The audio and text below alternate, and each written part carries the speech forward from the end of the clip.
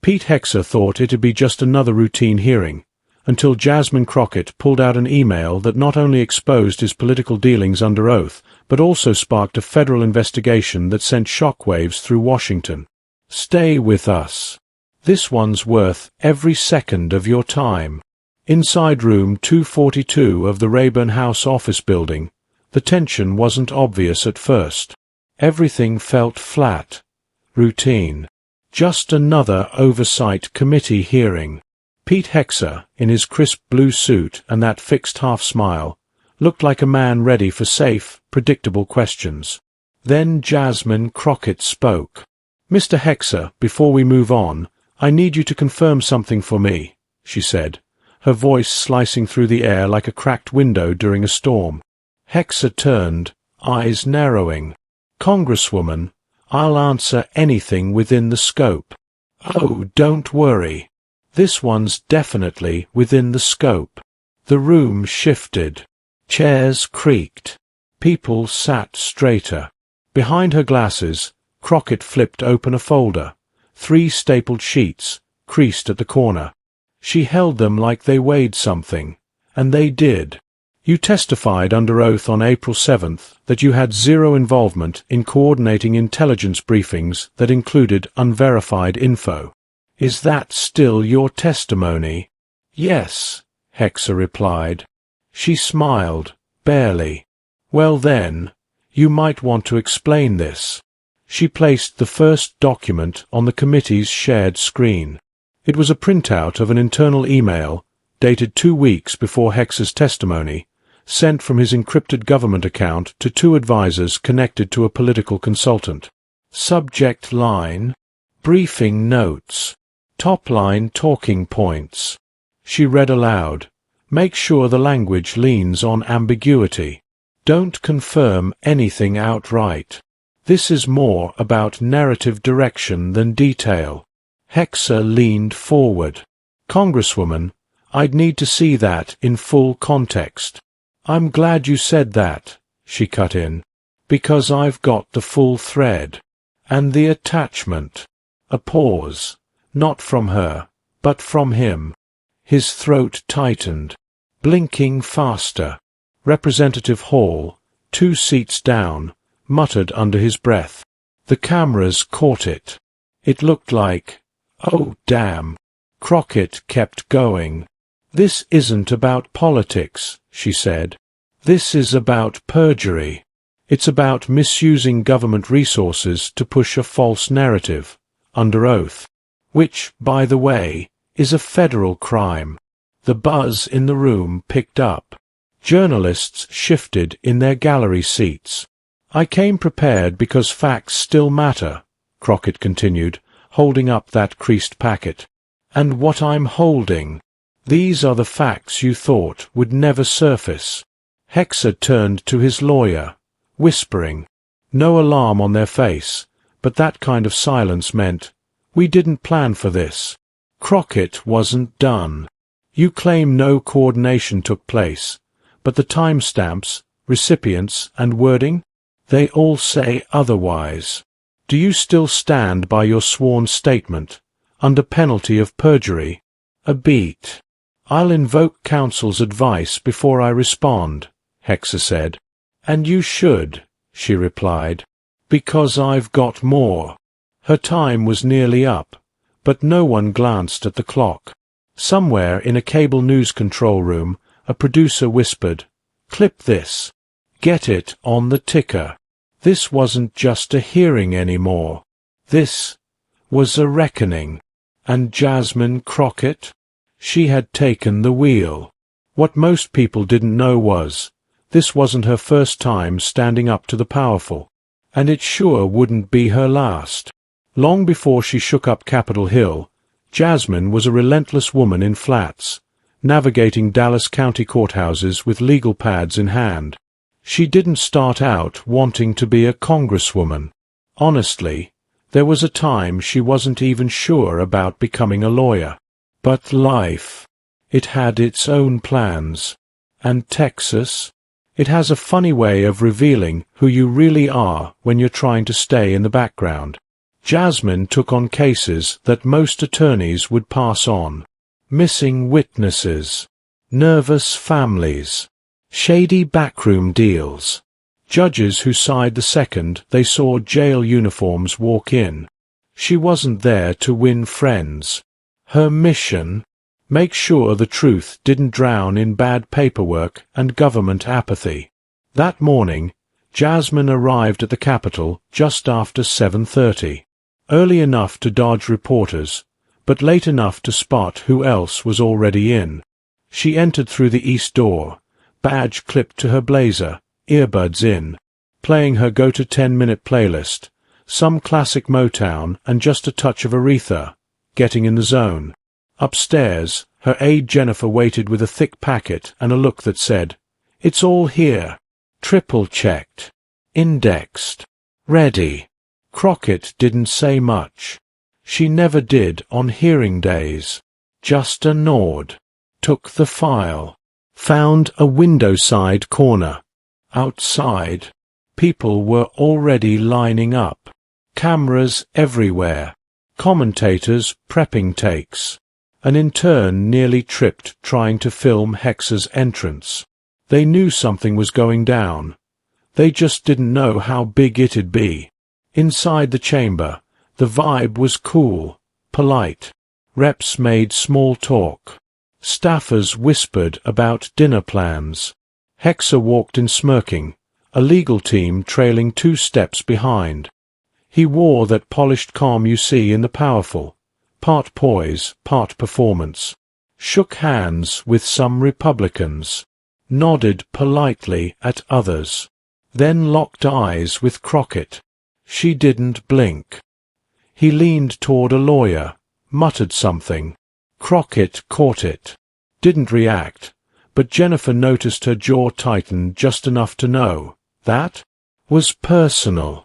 The gallery filled fast. Journalists, activists, even a former committee member, who shouldn't have even been there. They all had the same gut feeling. Something big's about to happen. The hearing opened. Roll call, intros, formal remarks. Then Hegseth raised his hand, took his oath, sat down, and delivered a carefully curated statement. You could tell it had been legal team approved. He talked about oversight, cooperation, and clarity in uncertain times. Said the word transparency 5 times in 2 minutes. Crockett counted. Then came questions. Slow at first. Friendly softballs. Some light jabs. Hegseth handled them smoothly. Too smoothly. That's when Jasmine started flipping through her folder. Not rushed. Not dramatic. Just intentional. Like she was waiting. Her finger slid to a tab. April 7th statements. Jennifer leaned in. Whispered, "We're good. Everything checks out." Crockett nodded once. Eyes locked on Hegseth. Then, her name was called. Time to speak. She adjusted her mic. A quick glance to the chair. Then, straight at Hegseth. "Mr. Hegseth," she began, "just a few questions. Simple ones. Please answer directly. No drama. Just facts." Hegseth smiled, his usual camera-ready grin. "Of course, Congresswoman." She tilted her head slightly. "Good. Let's go back to April 7th. You were in that same chair, under oath, right?" "Yes." "And you said you weren't involved in preparing or distributing politically influenced intelligence briefings?" "Yes." "No need to elaborate just yet," she said coolly. "For now, just yes or no." A murmur in the back. The gallery wasn't used to seeing someone shut it down that quick. Crockett opened her folder, slid out a page, placed it flat on her desk, then asked again, quieter. "No involvement?" Hegseth paused. Just a beat. Subtle. But it was there. "Yes." And with that, she pressed the document button. The email appeared on screen. Every head leaned forward. From that moment on, everything in that room changed. As striking as that email was, it was just the beginning, because what Jasmine showed next made the entire committee sit up straight. No one made a sound, not even the usual paper rustle or phone clicks. Just silence. It was a scanned PDF. Grainy, but readable. The kind of thing that wasn't meant to see the light of day. Crockett looked up. "This email," she said, tapping it, "was sent from your official account to Thomas Barron, a private consultant, known for campaign strategy, sent 17 days before your sworn testimony, and it refers to very specific language meant for upcoming briefings." Hegseth shifted, still trying to stay calm, but the polish? Cracking. His lawyer leaned in, whispering fast. Hegseth nodded, sat back. "Congresswoman, I'm not denying I communicated with Mr. Barron," he said. "But this email, it's taken way out of context." Crockett lifted her hand, held it there. "We'll get to the context in a second." She flipped to that page. "Let's read the second message in that thread," she said. It was sent the next morning at 9:11 a.m. It read, "Need to make sure the analyst sticks to the script. I've highlighted the parts that might raise red flags. Let's keep it vague until the hearings are done." A gasp was audible across the room. She kept going. "And that analyst, Mr. Hegseth, was scheduled to brief this committee 2 days later, right?" Hegseth paused. "That's not how I remember it." Crockett raised an eyebrow. "Would you like a copy of the calendar invite your staff sent? Because I've got it right here." She held up the printout, no hesitation. She wasn't bluffing. She knew this time there was no easy way out. But before we dive deeper into this story, don't forget to hit subscribe, so you won't miss the stories they don't want you to hear. Hegseth turned to his attorney, whispered, "Slow down." But Jasmine? She wasn't slowing down. She was just getting started. "Here's the thing, Mr. Hegseth. You can say you forgot. You can say someone else handled it. But the emails? They're yours. The timestamps? Crystal clear. The recipients? Real. And the instructions? Those are your words." He opened his mouth. "No," she cut in. "Not yet. We're not done." She turned another page. "I've also got phone records, calls made back-to-back between your office and Mr. Barron. 8 minutes, then 11, and one more just before midnight. All within 24 hours of this email chain." Hegseth didn't respond. Not right away. He stared forward, jaw locked. That smirk from earlier? Gone. Crockett leaned forward slightly. "You say there's no coordination, no manipulation of these briefings. And yet, we've got written directives, call logs, and a witness who's already spoken privately to staff investigators." Hegseth leaned back. "Who?" She smiled. "Don't worry. You'll find out, once the subpoenas start rolling." Silence swept through the gallery again, but this time it was heavy. It wasn't just the content of the email. It was how perfectly it aligned. The confidence in her voice as she read every line. No guesses, no fluff. Just data. Just truth. Chairman Liddell leaned toward his mic. "Congresswoman, if you have more material." "I do," she said, eyes still locked on Hegseth. "But I'll pause here. Let the witness respond." She leaned back, arms folded. Hegseth took a breath. "I'm not aware of any wrongdoing. I didn't tell anyone to manipulate intelligence reports. And I certainly didn't lie under oath. You sure about that? His eyes met hers. I am. So, these emails are fake? I'm saying, they're being taken out of context. She chuckled. Feel free to submit a forensic report proving that. No answer. For the first time all day, a flicker of doubt crossed his face. But Crockett didn't care about flickers. She was about to drop the document that would turn that flicker into full-blown fallout. Jasmine didn't move for several seconds. She let that silence hang. Because that silence, that was the message. This wasn't about theatrics. It was about fact. Then, without a word, she pulled the final sheet from her folder and slid it beneath the document camera. The screen lit up. A plain email forward. Nothing flashy. But the subject line, that caught everyone. Subject: Briefing Adjustments. WH Approval. From Pete Hegseth to T. Behrens, R.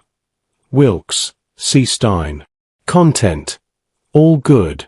Language was cleared. Green light. Stick to phrasing discussed last week. Don't deviate. POTUS office will be briefed tomorrow morning. For a second, the hearing room stopped. Crockett leaned into her mic. That last line, she said slowly. POTUS office will be briefed tomorrow morning. Interesting, because according to committee records, this briefing topic wasn't even classified as an executive-level issue. She scanned the room and landed back on Hegseth. So explain this to me. Why was the White House being notified about language in a supposedly routine and apolitical briefing? Hegseth looked down. Nothing. She pushed. Was the briefing adjusted to support a political message before it got to this committee? Hegseth straightened. I'd need to review everything in context. You wrote it. I don't recall that specific chain. It came from your account. Verified by 3 separate analysts. Digital signature confirmed through server logs. That's why I said. I came prepared. Another murmur rippled through the room. One of the staffers leaned over and whispered, "That's a kill shot." Still calm, Crockett continued. You've claimed you never misled. But this email suggests direct coordination with political staff and White House operatives to shape language presented as intelligence. Hegseth laced his fingers, then unclasped them. You're making assumptions. I'm quoting you. Across the aisle, a Republican member cleared his throat. A stall tactic. It didn't work. Do you deny writing this? Hegseth paused. I don't recall writing it. Convenient, she said. Because if you did, and the evidence says you did, then this entire testimony unravels. He stayed silent. She turned to the chair. Mr. Chairman, I'd like this email entered into the record. So entered, Liddell said, tapping the mic.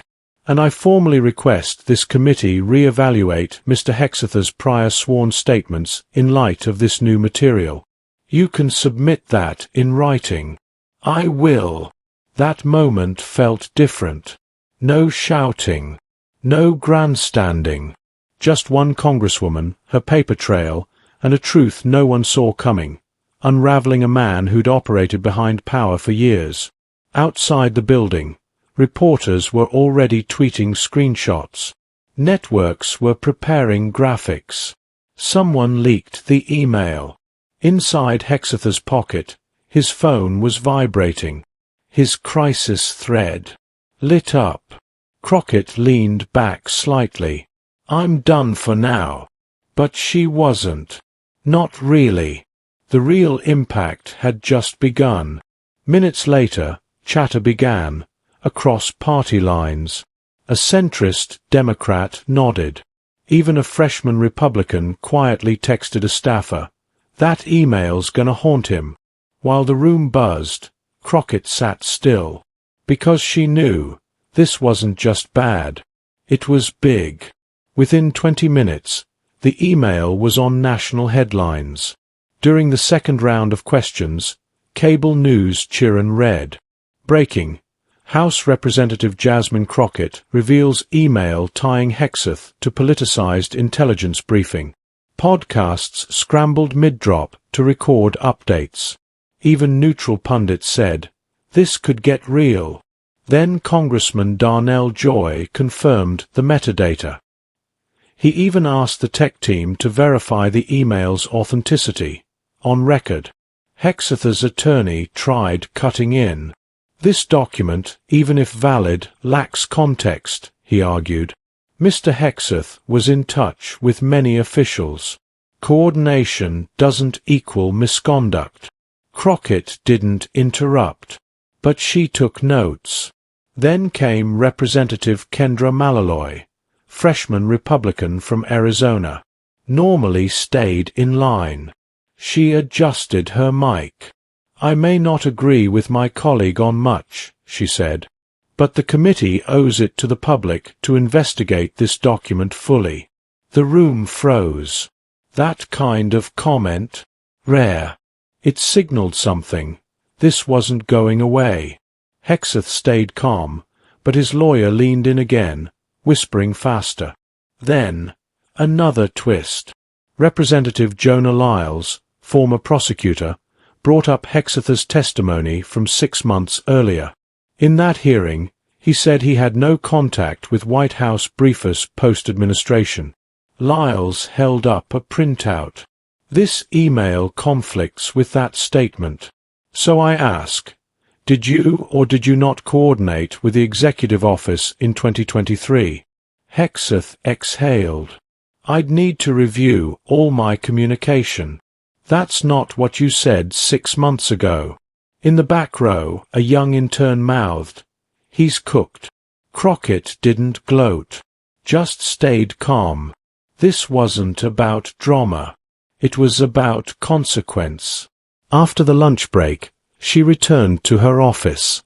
Jennifer followed, folder in hand. Congresswoman, any comment? Do you believe Mr. Hegseth perjured himself? Is the DOJ investigating this? She said nothing, just walked. Behind closed doors, the weight settled in. Jennifer shut the door, leaned against it. You know what you just did, right? You may have just launched an entire investigation. Jasmine sat on the edge of her desk, let out a long breath. That wasn't the goal, she said. But if it happens, it happens. You think they'll come after you for this? Jasmine looked up, tired but sure. They already are. Meanwhile, in the hallway, Hegseth's legal team scrambled. Talk of statements, clarifications, maybe a closed-door session. But it all felt weak now. The story had already escaped. A legal analyst on a live stream said bluntly, "This is exactly the kind of thing prosecutors look at, especially when there are contradictions under oath." At that point, it didn't matter how many statements Hegseth's team made. The narrative had changed, and it wasn't going back. But before Jasmine could even think about what came next, she'd have to face the part no one trains you for. What happens after the spotlight fades? When the session ended, Jasmine Crockett didn't celebrate. She didn't stick around in the hallway for the media swarm or post a victory tweet. Instead, she slipped through a back corridor, went down 2 flights of stairs, and stepped into the members' lounge, just to breathe. Her phone, vibrating non-stop. Calls, texts, group threads, tags. 2 minutes later, Jennifer walked in, holding her phone like it was a ticking grenade.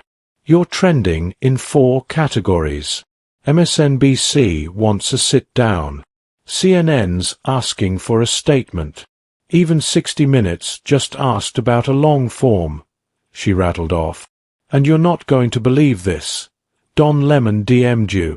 Jasmine rubbed her eyes, muttering, "I don't care about Don Lemon." She glanced down. Her inbox had doubled. One message stood out. The subject line, "Need to talk. Urgent." It was from a retired intelligence official, someone who never emailed unless something serious was burning. But that could wait. Right now. It was about holding the line. She opened Twitter for a second. Just a second. Thousands of retweets. Most quoting her line from the hearing, "Facts don't disappear just because you ignore them." People were already printing it on T-shirts across the country. Back in D.C., Hegseth's team released a carefully worded statement within 2 hours. It talked about selectively presented material and accused certain members of weaponizing bureaucracy for political gain. It didn't deny the emails, didn't mention Jasmine, but it didn't need to. That night, she stayed in her office until almost 11 p.m. One floor at a time, the building emptied out. Security guards passed by, nodding in quiet respect. Jennifer came back with dinner. "They're going to come for you tomorrow," she said quietly, sitting across from her. "I know," Jasmine replied. "Let them." Then her phone buzzed again. This time it wasn't media. It was her mom. "Hey, baby," her mother said, her voice soft, like she was still wrapping her head around hearing her daughter on national news. "You okay?" "I'm all right. You did good today. You know that, right?" Jasmine hesitated. It didn't feel good. "Not really." "I know. But sometimes, truth doesn't feel good. It just needs to be told." That hit hard. Jasmine swallowed. "They'll try to flip this on me." Her mom paused. "Well, that man didn't look so confident after you were done with him. And people saw it. Even the ones who don't like you saw it." They sat in silence for a few seconds. "You didn't raise your voice. Didn't get emotional. You just gave them facts." This moment meant more than coverage or hashtags. After the call ended, Jasmine sat in stillness, a heavy, quiet kind that settles in after a real fight. It wasn't relief she felt. It was something deeper. Meanwhile, across town, commentators were busy dissecting what came next. Some said she'd gone too far. Others argued she exposed a weakness in Hegseth no one expected. A few even whispered, this could escalate, especially if the DOJ stepped in. But Jasmine? She didn't care for speculation. She didn't come to D.C. to play games with egos. She came to speak truth, even if that made her enemies. Nobody prepares you for what it feels like, to land a solid hit and then walk away, alone. The next morning, Jasmine Crockett walked into her office just after 6:30. The sun hadn't fully risen over Washington yet, but the city? Already buzzing. News trucks lined the street. A camera crew stood by the main entrance. She didn't blink. Inside, the air still smelled like yesterday's coffee and takeout. Jennifer had crashed on the couch, her laptop open to notes on Hegseth's prior testimony. Jasmine didn't wake her. She just sat at her desk, opened her inbox, and scrolled through dozens of media requests, and a few congratulations from colleagues. But deeper down, the messages got darker. Keep your mouth shut. You'll regret this. Don't poke around where you don't belong. Some were anonymous. Others weren't. One message, sent through her official government form, stood out. It simply said, "You embarrassed the wrong people. Be careful." She read it twice, then deleted it. No reply. By 8 a.m., her phone rang again. It was Capitol Police. "We'd like to increase patrol presence around your office," the officer said. "Just as a precaution." No confirmed threats, but the chatters picked up. Jasmine sighed. Let them patrol. But I'm not hiding. Jennifer stirred, blinking in the light. Was that security? Yeah. They're taking it seriously. They are, Jennifer said. But so are you. The weight of it all wasn't lost on Jasmine. The adrenaline had worn off. Now came the cold part. The part where her opponents wouldn't clap back on TV. They'd do it behind closed doors, quietly, strategically. Jennifer rubbed her face. I've been thinking. If Hegseth's people spin this hard enough, they might go after your bar license. Jasmine didn't even look up. Let them try. I said, they might. I said let them, she replied, calm, but with steel in her voice. She meant it. What most people didn't know was, Jasmine had already faced this pressure. As a public defender in Texas, she got calls after exposing police misconduct. One client's home was vandalized after a not guilty verdict. She'd been shouted down in court, told to stay in her lane. She never did. Now, the stakes were higher, the shadows longer, but there were glimmers of light. That afternoon, an envelope arrived, handwritten, no return address. Inside, a folded piece of lined notebook paper. It was from a 14-year-old girl in Newark, New Jersey. I saw you on TV, she wrote. You made me want to be a lawyer. I didn't know we were allowed to talk like that to powerful people. Jasmine read it aloud. Jennifer smiled. That's the part they can't take. Jasmine slipped the letter into her briefcase. That's the part one fight for.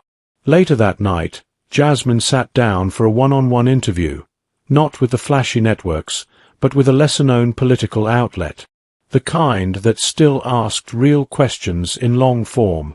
The host asked, "Do you worry about what might happen, calling someone like Hegseth out publicly?" Jasmine looked straight into the camera. "I worry about what happens if people like me don't." By the end of the segment, viewers were flooding in with support.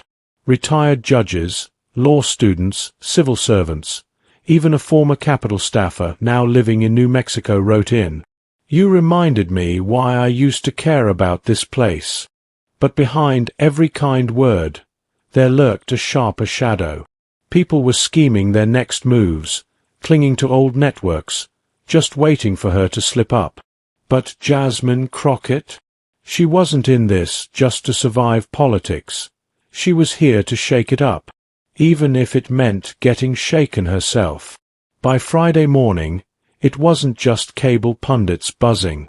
The email had landed in the inboxes of two former DOJ officials, both of whom had worked under the Office of Inspector General. One of them, now a legal columnist for a national paper, wrote a piece titled, "The Crockett File Could Trigger a Real Investigation." Pete Hegseth? He hadn't been seen since the hearing. His team cancelled 2 scheduled interviews. His lawyer issued another vague statement, more stuff about context and timing. But guess what? It didn't matter. The Internet had already torn their version of the story to shreds. Every contradiction, every slick phrase. It was all being pulled apart by law professors, reporters, and bored Reddit users with way too much time. And now, the pressure was real.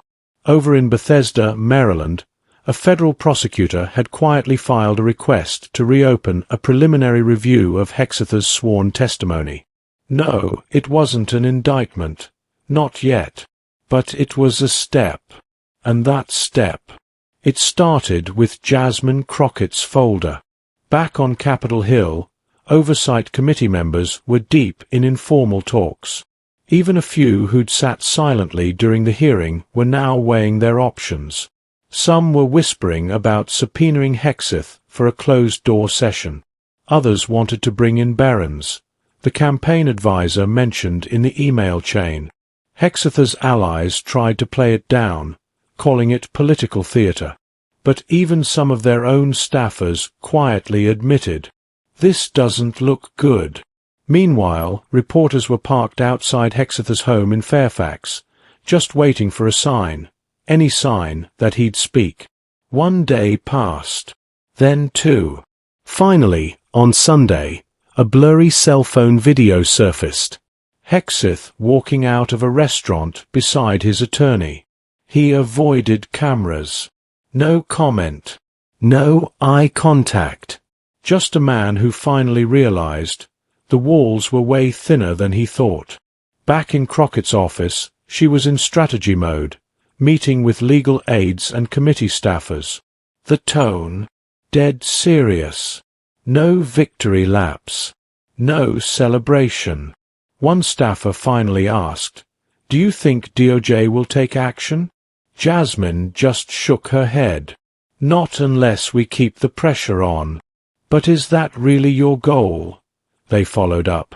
"My goal is the truth," she said, calm but firm. "Whatever comes from that, comes." Later that day, Jennifer walked in holding a manila envelope. "This just came from Judiciary." Jasmine opened it and scanned the top sheet. Her eyes narrowed. "They're asking for a copy of the entire email thread." Jennifer paused. Judiciary. That meant more committees were paying attention. Slowly, quietly, but definitely watching. Across town, Hegseth's legal team had brought in a crisis comms firm, full of ex-operatives and digital scrubbers. One of them had even handled media disasters for high-profile clients facing federal investigations. That move, it wasn't just about damage control. It screamed, "This is bigger than politics now." But Crockett wasn't focused on their cleanup crew. She spent her weekend combing through files, phone records and memos, cross-referencing timelines like a chess player seeing 5 moves ahead. Because she knew what others didn't. That email, it wasn't a one-time slip. It was part of a bigger pattern, and she was connecting the dots, piece by piece. Then, late Sunday night, her encrypted inbox pinged. An anonymous tip had landed. It read, "You're not wrong. There's more.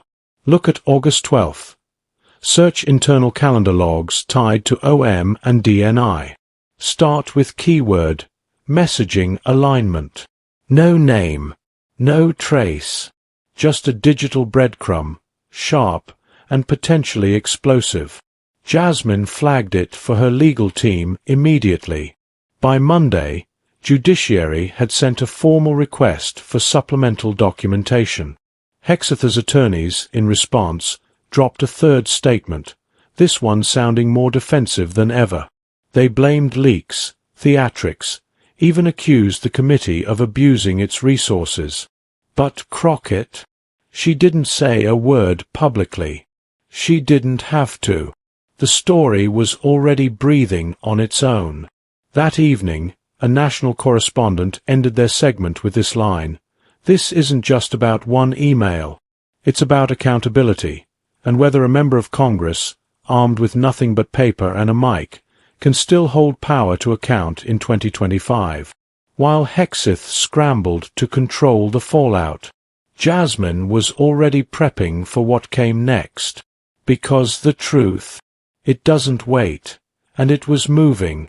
By the time the dust settled, that single email had done more than grab headlines. It stirred something, not just in Washington, but across the entire country.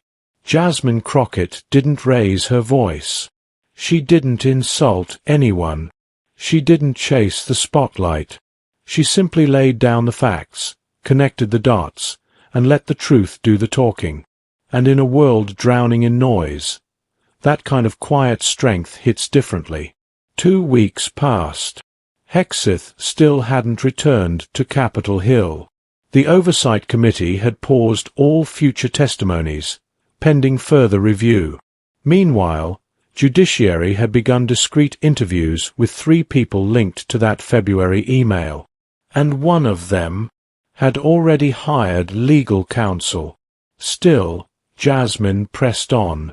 She showed up to hearings, met with constituents, even hosted a quiet community roundtable in Tulsa. No press blitz, no viral moments, because she understood. The spotlight moves on, always does. But the people who really matter, they're still watching. Even if no charges came, even if Hegseth spun the narrative later on, Jasmine had already made her mark. She reminded the country that unchecked power isn't untouchable, and even the most insulated officials can be called to the carpet. On the record, face to face. She didn't aim to be a hero. She wasn't looking to save anyone. But what she did have was something that many forget, a need for proof, for grit, and for courage. And sometimes, that's enough to spark a real shift. So, if there's one takeaway from all this, it's not just a message for those who lie under oath. It's also for those of you watching from the sidelines, wondering, is the system too broken? Too loud, too corrupt to care? It's not. The system is only as flawed as the silence we allow around it. Because the moment someone really speaks out, the ground can start to move again. One document at a time. One question at a time. One email at a time. So, what do you think about all this? We want to hear your thoughts. Drop your opinion in the comments below. And if this story moved you, don't forget to hit subscribe. Here at Celebrity Stories, we're diving into the truths they don't want discussed. And trust me, we're just getting started. God bless you, and God bless America.